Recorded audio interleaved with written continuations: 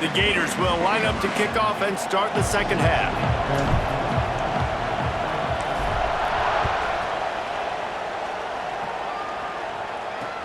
Bringing it back. He had visions of glory on that return, but he'll step out of bounds at the 29. All right, guys, here comes the Florida State offense onto the field. First drive of the second half, always fun to watch. You see what type of tweaks were made at the half, especially when you're locked up in a ball game like this one. Yeah, and it's been a good game. I mean, it's been a little bit of back and forth and a feeling out process. And now once you get in the second half, who's going to get aggressive, Palmer? Who's going to take some shots, try to make some plays, and really go for it? Yeah, it's interesting. I think as play callers right now, you learn a lot about these coaching staffs with respect to who does make the best adjustments. There's a lot of coaches that believe we're just going to be who we are. We're going to keep doing what we do. We're just going to do it better. But then there are others that tweak things a little bit on offense and on defense. We're going to find out here. Quick spin on the line. At midfield, he's got room. They're ripping off chunks of yardage. They get it to the 33.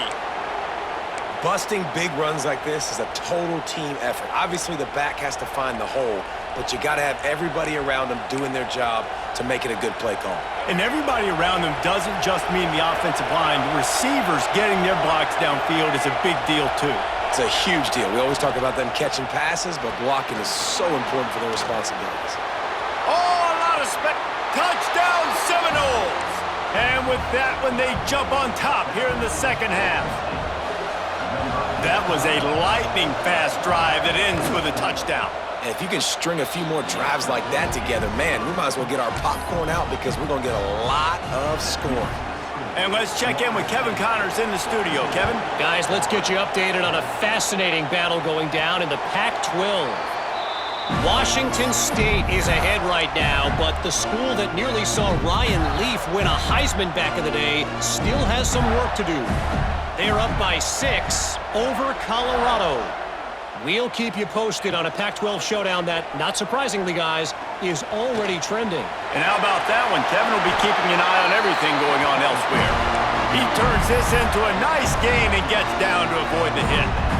Man-to-man coverage is a great opportunity for scrambling quarterbacks to take off and run because everybody on defense who's covering has their backs turned to the quarterback, obviously, because they're chasing an intended receiver or target. So good job that time by the quarterback knowing, I've got man coverage. If it's not open, I can take off and go make something positive happen.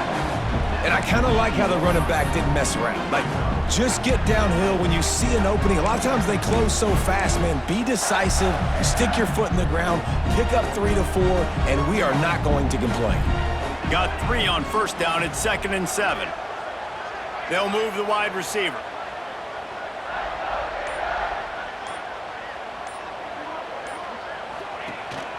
On the ground, it's Pringle. He is going nowhere. Stop at the line of scrimmage.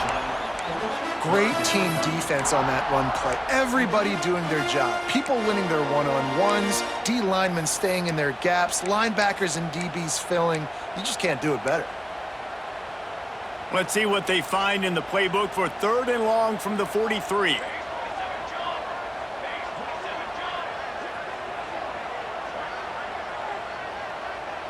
Back to throw, it's Turner. Working the middle of the field, and it's complete. He's got enough to move the chains, and they'll spot it at the 47.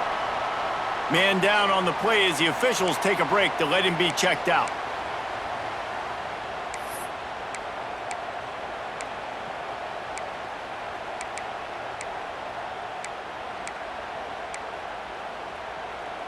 The Gators are on the move.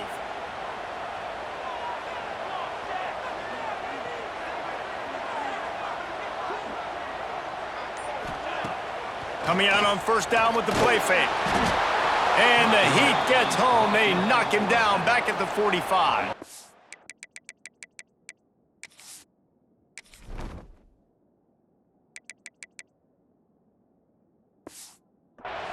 This defensive end is an animal. He already has 2 sacks, and we're only in the 3rd quarter. I'd move him around a little bit more defensively so that the offense has no idea where he's lining up. Because right now, man, he is feasting.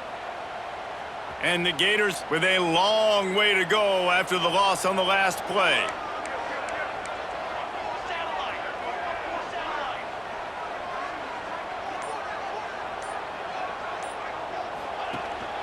They'll leave it with the lone back.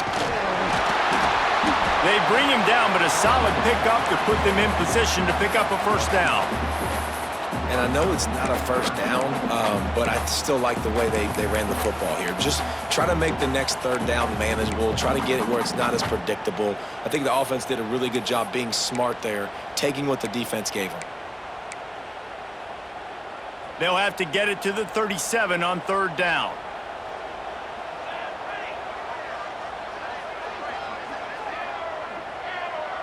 He might want another play.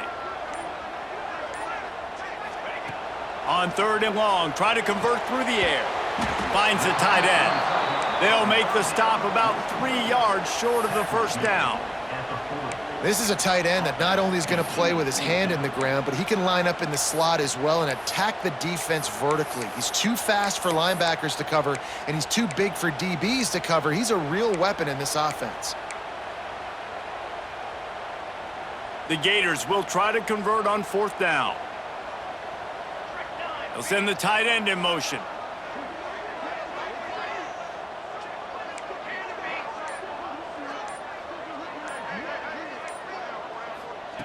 On fourth down, they'll throw for it. Gets it out quickly. Good job running that route to get past the sticks because he got nothing after the catch. Wow, and that was just a bang-bang play. On that fourth down, the coverage was tight. QB had his receiver. He knew where he wanted to go with it, but the only way that ball gets completed is if he puts a little extra mustard on it, and he shows you the arm talent on the throw.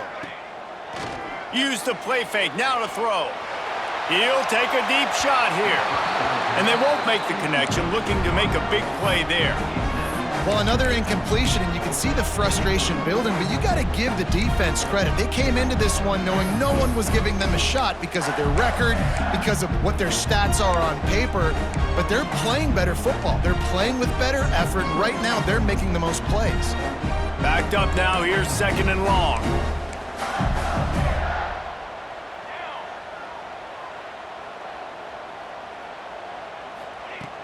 They'll run play action. Unloads to the wideout. Working a little foot magic on the sidelines, and it'll be enough for the first down. And I love the awareness by the wide receiver on that play because I'm not sure that route was supposed to be that deep. You got to wonder if the receiver decided maybe to adjust the route a little bit to make sure that he got the first down. Out of the gun to give to the back. Got enough space. And he'll finish the run and the end zone. Touchdown Gators. The extra point here would tie the game. An impressive, long, methodical, meticulous drive ends in points. They just matriculated the ball down the field, didn't they, Reese? So impressive. Didn't see a lot of explosive plays, but how about the execution? Running and throwing the football. Wow.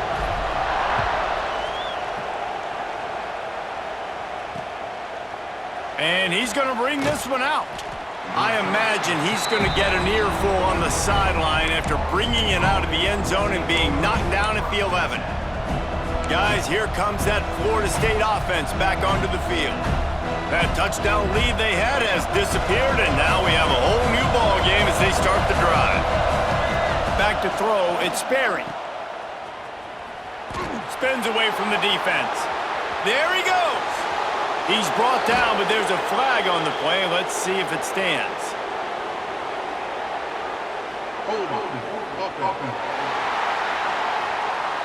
There are penalties you sort of forget about and others that sort of stick with you for a while. You get a play like that wiped out, that one's going to linger.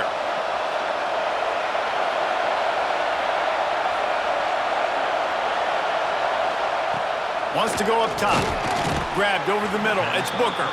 And he was fortunate not to lose yardage on that play, able to wedge it back to the line of scrimmage. Well, I think for that play to work, you need to have some access, some cushion and coverage for the receiver to be able to do something with it after the catch. That time, the defender was just way too close, all over him, and he tackles him for no gain. They've got him then deep in their own end, and this crowd trying to help keep them there. Caught in the backfield, it's Davis. Brought down just short of the sticks on the screen pass.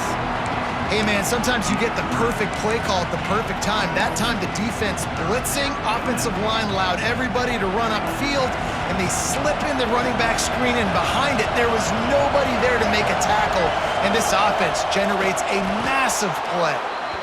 And, David, on 3rd and inches right there, that's often a decision the quarterback predetermines. Who's my best guard? That's the guy I'm going to try to get behind. And I know that defensively, too, but I'm just trying to dive and create a pile, but it's so hard to stop that play. That's why you see it ran so successfully. From the shotgun, they'll run it. And the defense holds firm. No pickup at all on that play. Well, good call by the defense there. They dialed up blitz into that running play, and the linebacker able to make the stop. Lost one on that last one. It's 2nd and 11. Wide receiver comes in motion.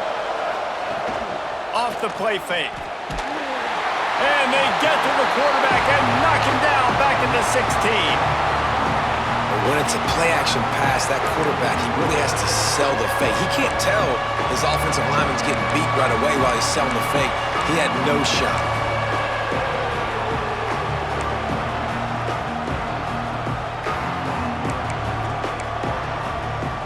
Now a lot of work to do to move the chains, keep this drive alive after that earlier sack.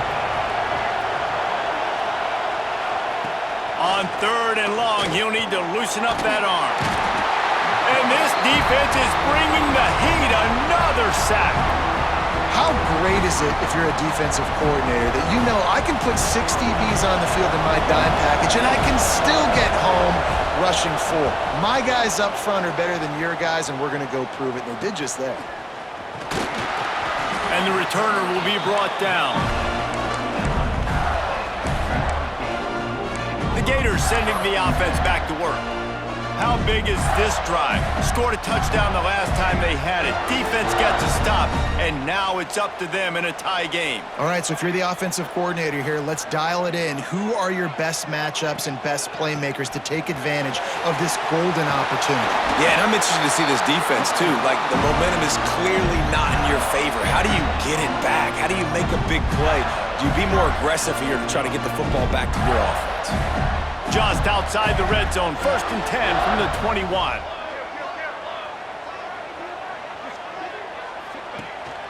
They're going to ride this running back.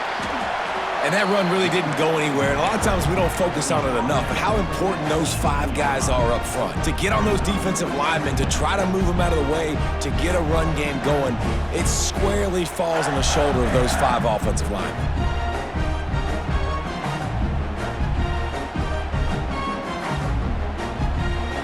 What a ride.